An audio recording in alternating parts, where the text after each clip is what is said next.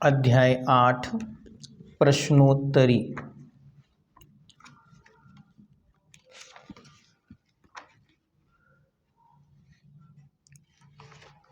प्रश्न नंबर 1, बंद के हेतु या कारण कौन कौन से हैं? उत्तर: बंद के हेतु मिथ्या दर्शन, अविरति, प्रमाद, कषाय, योग हैं।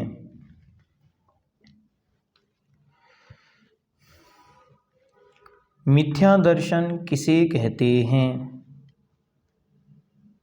उत्तर: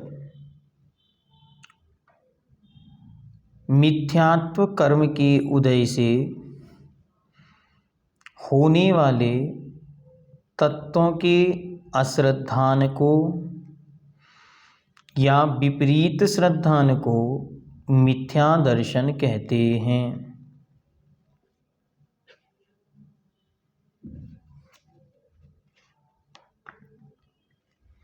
अगला प्रश्न, मिथ्या दर्शन के भेदों को सर्वार्थ सिद्धि अनुसार समझाइए। उत्तर: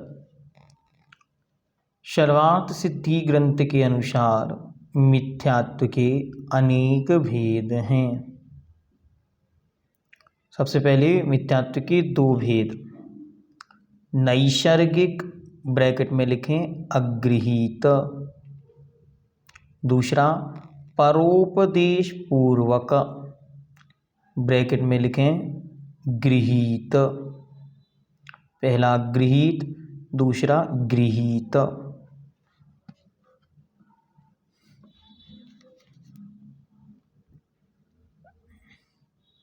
आगे मिथ्यात्व के चार भेद हैं, क्रियावादी, अक्रियावादी, अज्ञानिक और वैनयिक।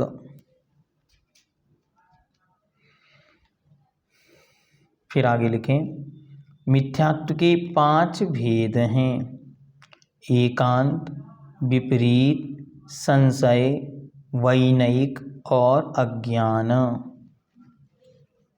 आगे लिखें, विस्तार से मिथ्यात्व के असंख्यात लोक प्रमाण भेद हैं।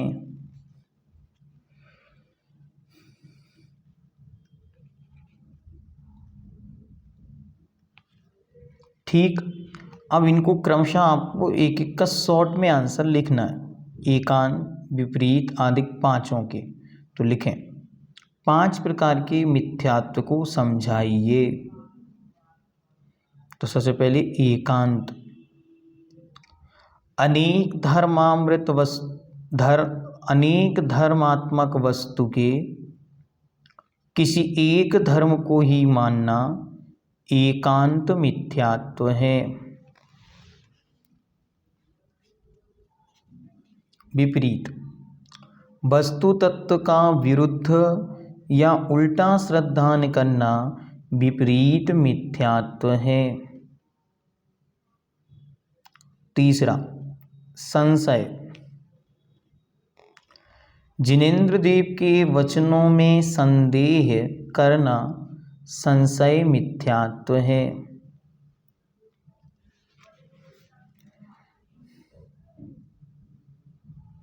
अज्ञान, हिताहित की परीक्षा से रहित होना अज्ञान है। विनय, सब देवता और सब मतों को एक समान मानना वैनयिक मिथ्यात्व है।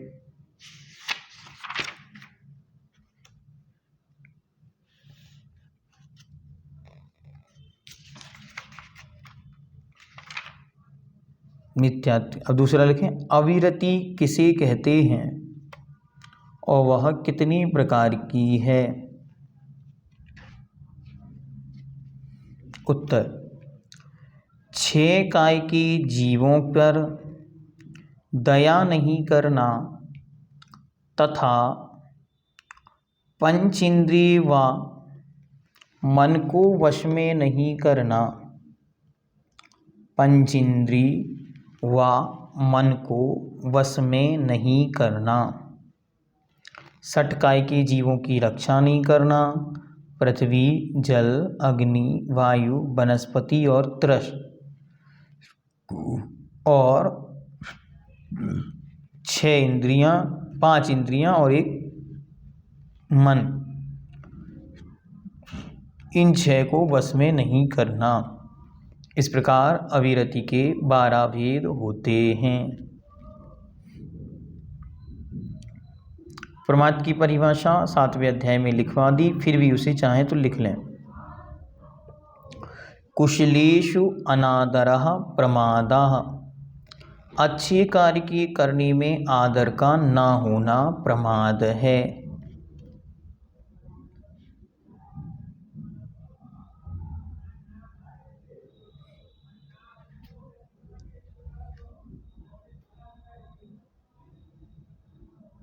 शुद्धियां कितने प्रकार की होती हैं? उत्तर, शुद्धियां 8 प्रकार की होती हैं। कौन कौन सी?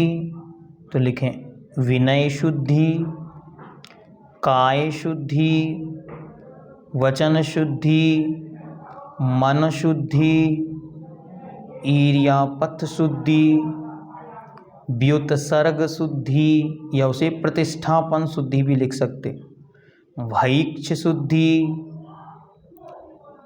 शयन शुद्धि और असन शुद्धि या आसन शुद्धि।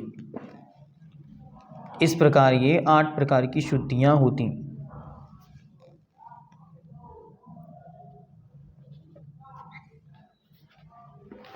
प्रमाद के भेद कल लिखवा दिए थे, फिर भी चाहें तो लिख लें। 4 प्रकार की विकथा, 4 प्रकार की कषाय, 5 इंद्रिय, 1 निद्रा और 1 स्नेह, टोटल 15 प्रकार का प्रमाद होता है। कषाय आपको पता ही है, कषाय के 25 भेद होते हैं, भेद प्रभेद में पूछे जा सकते हैं। तो भेद प्रभेद में अगर पूछे जाएं तो कौन कौन से लिखने? अनंतानुबंधी क्रोधमान माया लोभ, अप्रत्याख्यानावरण क्रोधमान माया लोभ, प्रत्याख्यानावरण क्रोधमान माया लोभ, संजुलन क्रोधमान माया लोभ और 9 प्रकार की आकषाय या 9 कषाय, हास्य, रति, अरति, शोक, भय, जुगुप्सा, स्त्रीवेद, पुरुषवेद, नपुंसक वेदः। टोटल कितने हुए? टोटल हुई 25। इसके बाद आ जाए योग। तो योग किसे कहते हैं? ये हमने 6वें अध्याय में लिख लिया। यहाँ लिख लें योग के भेद। योग के सामान्य से तो 3 भेद हैं, मनोयोग, वचन योग, काय योग। अब प्रत्येक में भी मनोयोग के 4 भेद, वचन योग के 4 भेद और काय योग के 7 भेद होते हैं। नाम लिखें। मनोयोग सामने लिख दें 4, सत्य, असत्य, उभय, अनुभय। वचन में आए तो सत्य, असत्य, उभय, अनुभय। काय में आए 7, औदारिक, औदारिक मिश्र, वैक्रियक, वैक्रियक मिश्र, आहारक, आहारक मिश्र, कार्मण। ये हो गए टोटल 7। ठीक हुआ। अब यहाँ पर एक प्रश्न बहुत अच्छा है, ये आपको याद रखना है और अगर मुझे पेपर बनाने का मौका मिलेगा तो इस प्रकार का प्रश्न मैं ज़रूर रखूँगा। कौन सा प्रश्न? तो ये प्रश्न बहुत अच्छा है। बंध के 5 कारणों में से 14 गुण स्थानों में कौन कौन से होते हैं? ये प्रश्न बहुत अच्छा। बंध के 5 कारणों में से 14 गुण स्थानों में कौन कौन से होते हैं? कौन कौन से हेतु होते हैं? लिखें। पहले गुण स्थान में 5 हेतु होते हैं, मिथ्यात्व, अविरति, प्रमाद, कषाय, योग। चाहे तो एक बार में नाम लिख लें ऊपर तो आपको याद बना रहेगा। नीचे संख्या लिख दें मत 5, पहले गुण स्थान में 5। फिर लिखें दूसरे तीसरे और चौथे गुण स्थान में 4 हेतु होते हैं मिथ्यात्व को छोड़ के। फिर इसके बाद पांचवें गुण स्थान में 4 हेतु होते हैं, बस अविरति की जगह पे करना है वीरता विरति, वीरता विरति, वहां अविरति नहीं होता, वीरता विरत होते हैं। ठीक, फिर आए छठवें गुण स्थान में, तो छठवें गुण स्थान में 3 प्रमाद, कषाय और योग। फिर 7वें, 8वें, 9वें, 10वें गुण स्थान में 2 कषाय और योग। उसके बाद 11वें, 12वें और 13वें गुण स्थान में 1 मात्र योग, और 14वें गुण स्थान में बंध के हेतुओं का अभाव होता है।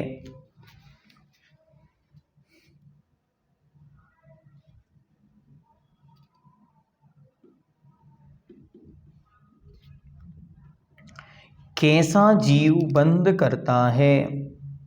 उत्तर, कषाय से युक्त जीव कर्म के योग्य पुद्गलों को ग्रहण करता है।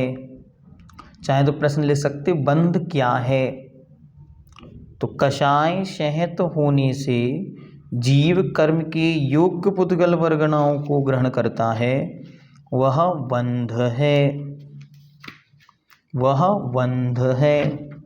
सूत्र नंबर 2 का अर्थ आप उसमें लिख सकते हैं।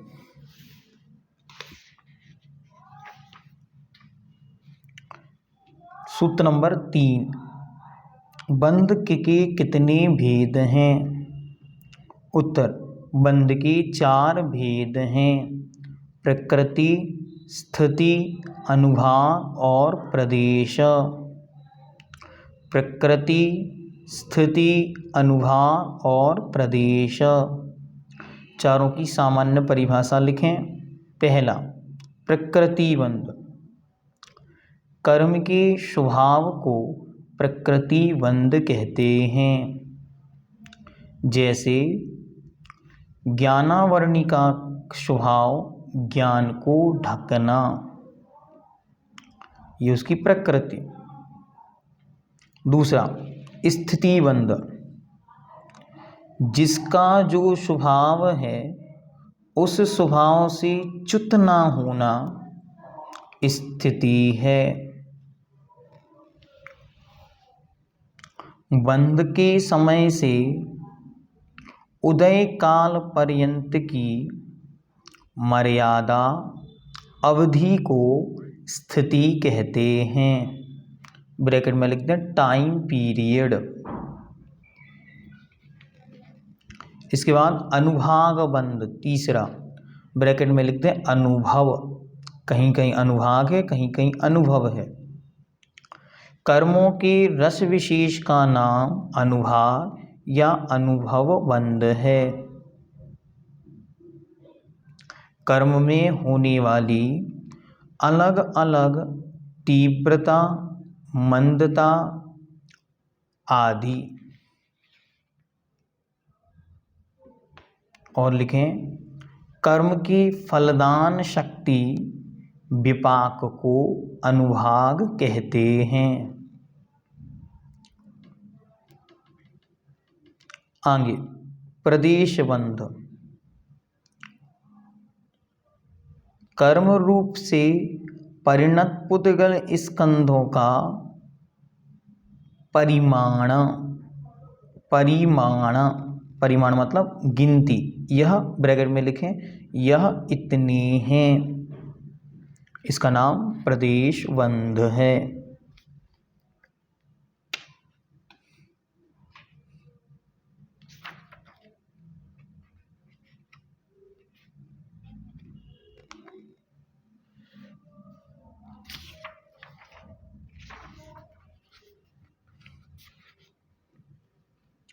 सूत्र नंबर 4, प्रकृति बंध के कितने भेद हैं?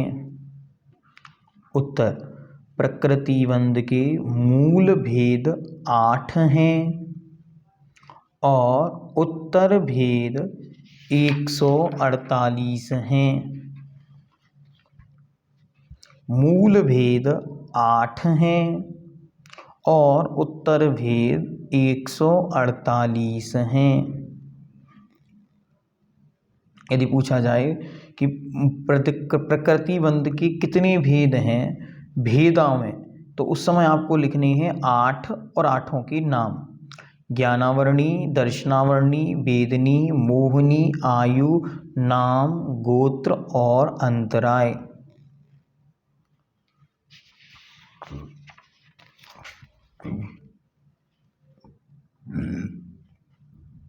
और यदि आपको प्रश्न आए कि प्रकृतिबंध को स्पष्टता समझाएं, तो आप क्रमशः एक एक कर्म को लिखेंगे और उनका स्वभाव लिखेंगे। ज्ञानावरणी, ज्ञान को ढकना। दर्शनावरणी, दर्शन को ढकना। वेदनी, सुख दुख का वेदन कराना। मोहनी, मोहित होना। आयु, जिसके द्वारा नरक आदि भवों में बांधा जाए, वो आयु। फिर नामकर्म, जो आत्मा को नमाता है या विविध रूपों में, रंगों में भेजता है या शरीर के विविध रूप रंग आदि बनाता है, उसका नाम नामकर्म। जो उसके द्वारा जीव ऊंच या नीच कहा जाता है, वह गोत्र कर्म। और जो विघ्न डालता है, वह अंतराय कर्म। इस प्रकार इनको जानना।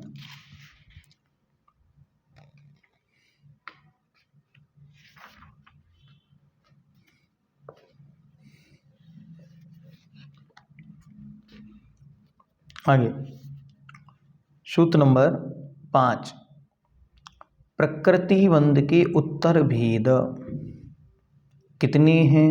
तो आपको क्रमशः इनको याद करना है, सबके नाम भी याद करना है।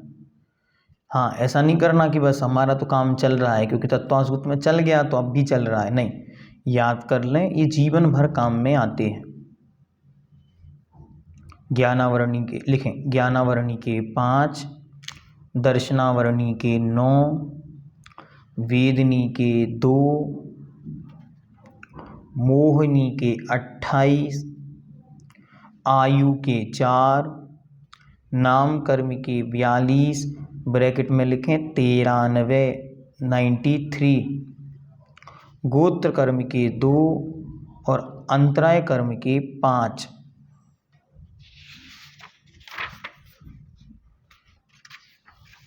सूत्र नंबर 6, ज्ञानावरणी के 5 भेद लिखिए।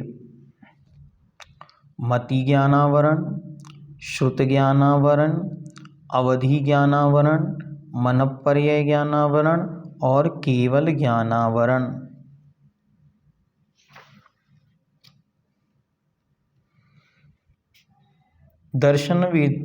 दर्शनावरणी के भेद लिखिए या उत्तर भेद या उत्तर प्रकृति लिखिए। 9, चक्षु दर्शन, अचक्षु दर्शन, अवधि दर्शन, केवल दर्शन, निद्रा, निद्रा निद्रा, प्रचला, प्रचला प्रचला और स्त्यान गृद्धि।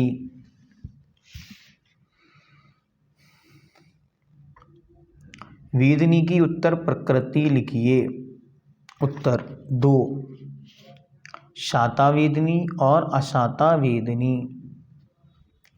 मोहिनी कर्म की उत्तर प्रकृति लिखिए। मोहिनी कर्म सामान्य से 2, दर्शन मोहिनी और चारित्र मोहिनी। दर्शन मोहिनी की 3, मिथ्यात्व, सम्यक मिथ्यात्व और सम्यक्त्व प्रकृति। चारित्र मोहिनी की 2, कषाय वेदनी और अकषाय या 9 कषाय वेदनी। कषाय वेदनी की 16, अनंतानुबंधी, क्रोधमान माया लोभ, अप्रत्याख्यानावरण, क्रोधमान माया लोभ, प्रत्याख्यानावरण, क्रोधमान माया लोभ, संजुलन, क्रोधमान माया लोभ। और वहाँ देखेंगे 9 कषाय 9, हास्य, रति, अरति, शोक, भय, जुगुप्सा, स्त्रीवेद, पुरुषवेद और नपुंसक वेद।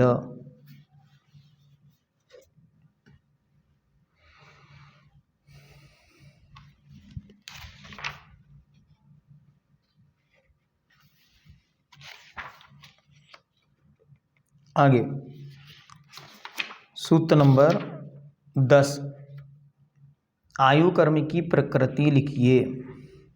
4 नरक, त्रियंच, मनुष्य, देव। नाम कर्म की प्रकृति लिखिए, ये आपको याद करनी है। आज याद कर लेंगे तो अगले वर्षों में जब जीवकांड, कर्मकांड आदि आपके कोर्स में आएंगे तो आपके स्मरण में बनी रहेंगे।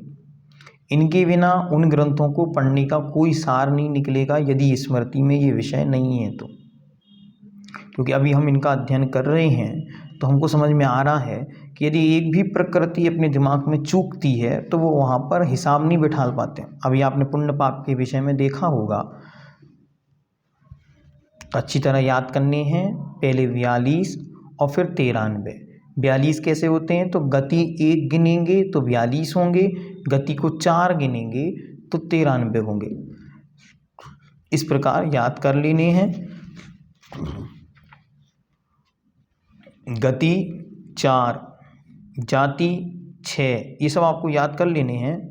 जाति 5, ठीक है। शरीर 5, अंगोपांग 5, इसके बाद निर्वाण 5, बंधन 5, संघात 5, संस्थान 5, नहीं अंगोपांग 3, ठीक। कभी कारमण और तेजस के अंगोपांग नहीं होता।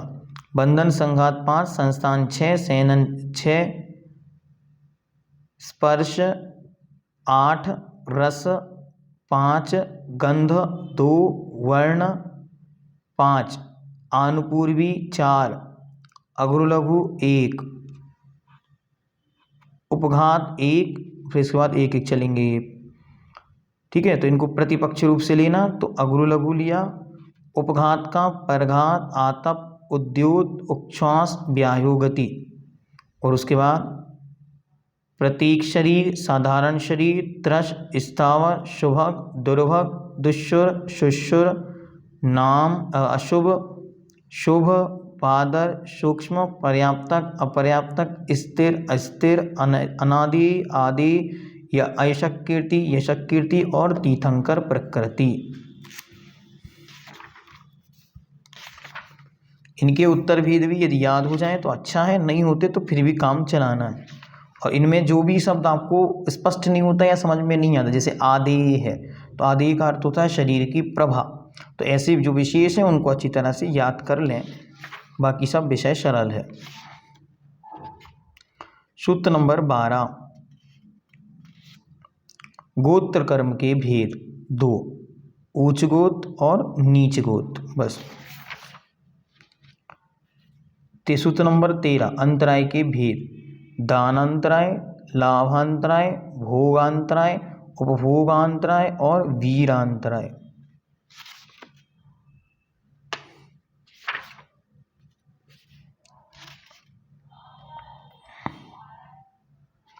अब यहाँ से सूत्र नंबर 14 प्रारंभ होता है, जहाँ से स्थिति बंध चलती है 8 सूत्रों में, ठीक है।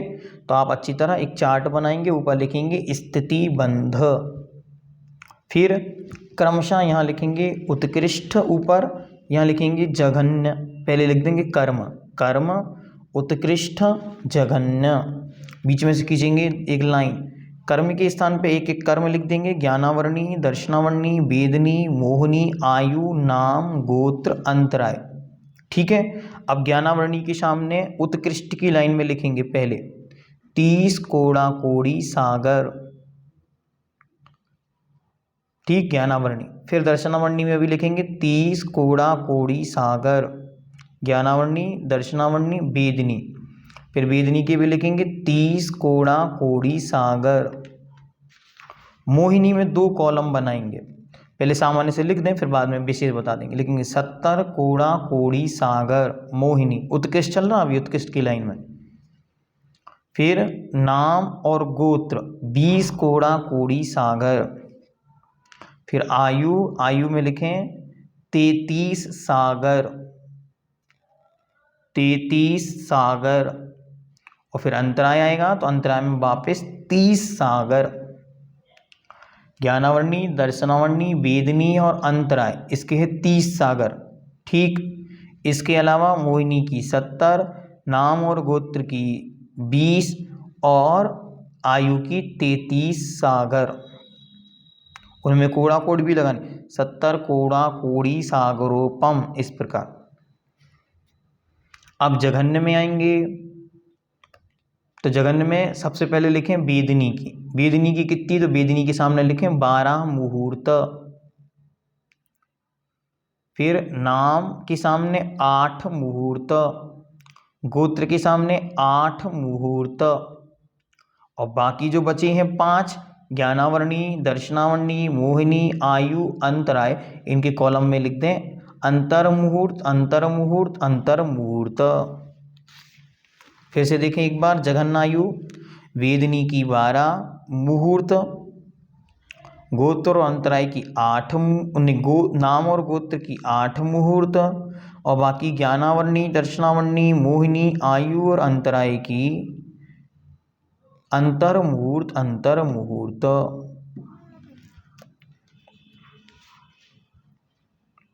अब यहां प्रारंभ होगा अनुभाग बंध। तो सबसे पहले तो प्रश्न यही है कि अनुभाग बंध किसे कहते हैं। अपन ने इसको पहले लिख लिया, फल दे, कर्मों के फलदान की शक्ति का नाम अनुभाग बंध है। ठीक, बस इतना ही पर्याप्त।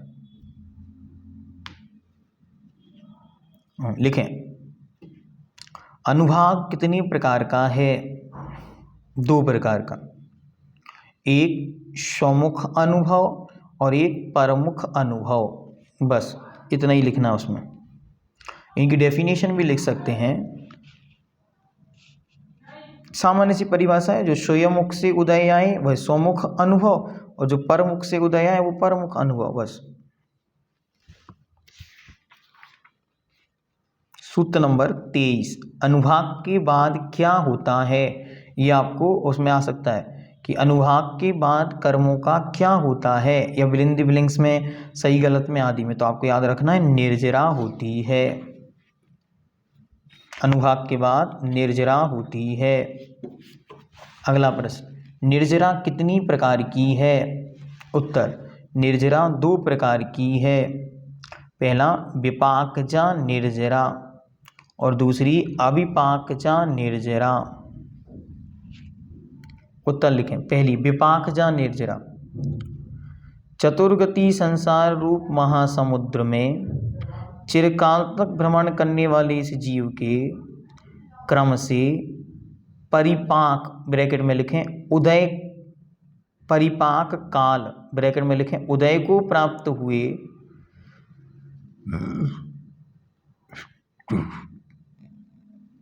ऐसे शुभाशुभ कर्मों का फल देकर निर्जीण, ब्रैकेट में लिखें झड़ जाना, विपाक निर्जरा है। सामान्य से क्या अपनी भाषा है, कर्मों का अपने समय पर उदय में आकर फल देकर झड़ जाना। दूसरी अविपाक निर्जरा, बलपूर्वक उदयावली में लाकर जो कर्म समय से पूर्व झरा दिए जाते हैं उनका नाम विपाक, अविपाक निर्जरा है। ब्रैकेट में लिख दें, या उदाहरण के रूप में आम जिस प्रकार पाल में या अन्य तरीकों से पकाया जाता है।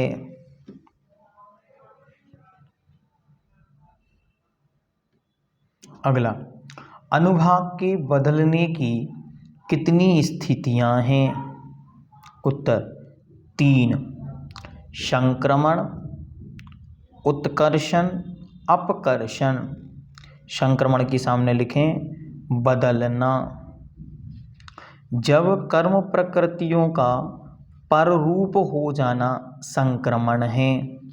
कर्म प्रकृतियों का पर अर्थात दूसरे रूप हो जाना संक्रमण है।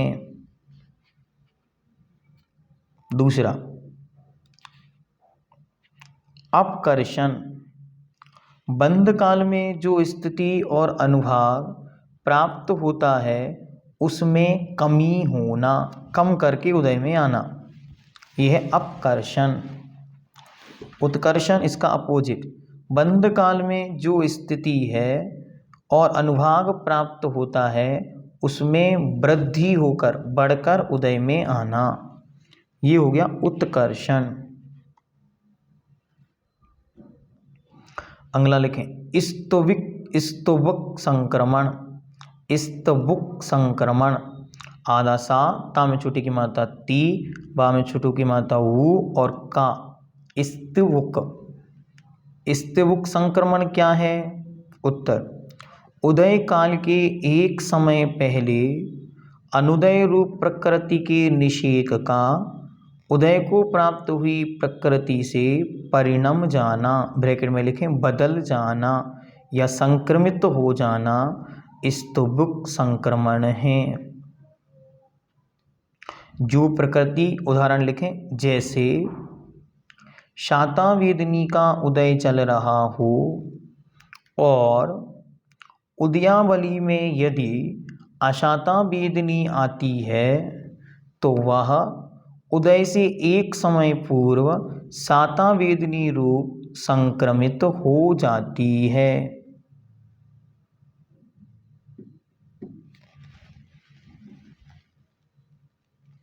चलिए अगला, प्रदेश बंद। प्रदेश बंद की परिभाषा अपन ने लिखी थी परिमाण, ठीक है। अब इसको अपन विशेष देखते हैं। प्रदेश बंध किसका होता है? तो उत्तर लिखें नाम प्रत्यय वाला।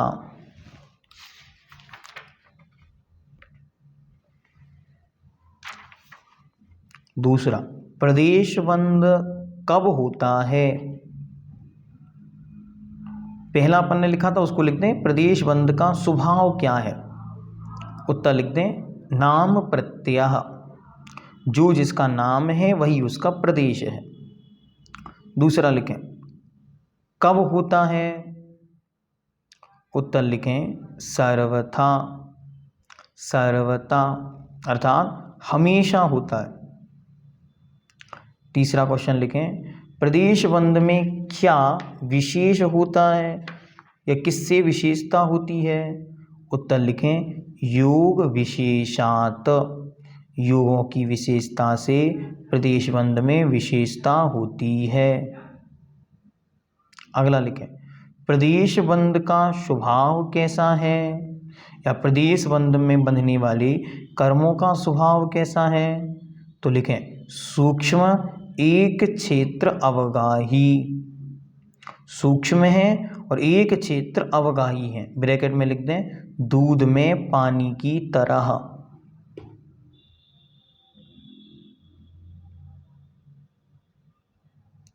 प्रदेश बंध आत्मा के किस प्रदेश पर होता है? उत्तर सर्व प्रदेशों पर या सर्वात्म प्रदेशों पर, आत्मा के सभी प्रदेशों पर होता है। अगला, प्रदेश बंध में आने वाले कर्मों का परिमाण कितना रहता है?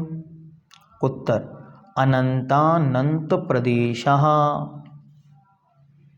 अभी आपको 5 नंबर में पूछा जा सकता है प्रदेश बंध समझाइए, तो आपको इन 6 प्रश्नों के उत्तर याद करने हैं, फिर उनको लिखना है।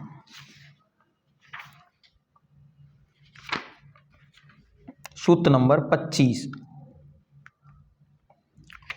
पुण्य प्रकृतियां कितनी हैं? पुण्य प्रकृतियां कितनी हैं और कौन कौन सी?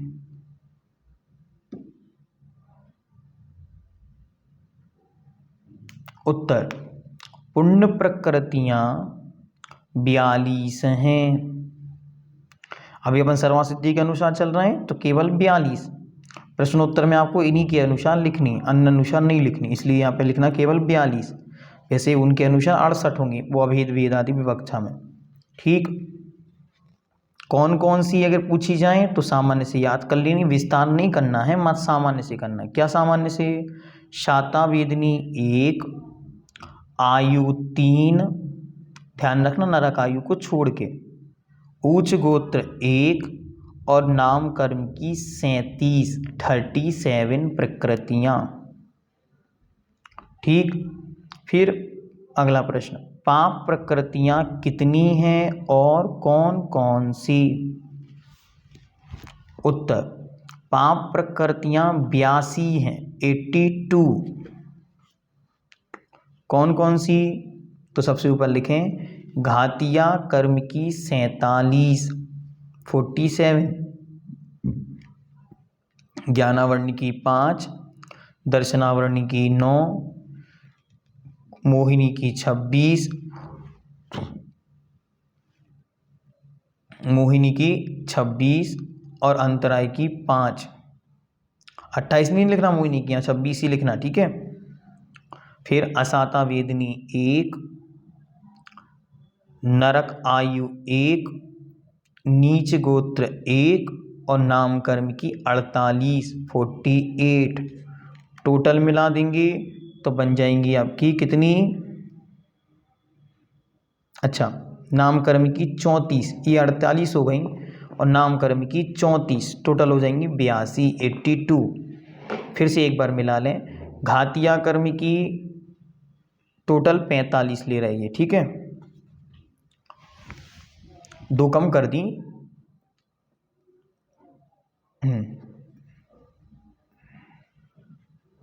47 में से 2 कम कर दी तो 45, ठीक है। ज्ञानावरणी की 5, दर्शनावरणी की 9, मोहिनी की 26 और अंतराय की 5, ये तो आपको बराबर याद है। अशाता वेदनी 1, नरक आयु 1, ऊच गोत्र 1 और नाम कर्म की 34, 34 प्रकृतियाँ।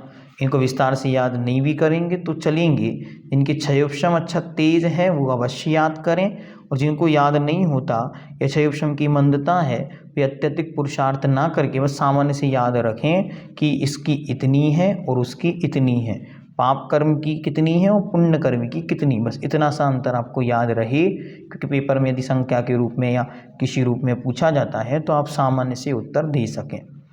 इति तत्वार्थसूत्रे 8वां अध्याय प्रश्नोत्तरी समाप्तः जाता। इस प्रकार यह आपका विषय आज का पूर्ण हुआ।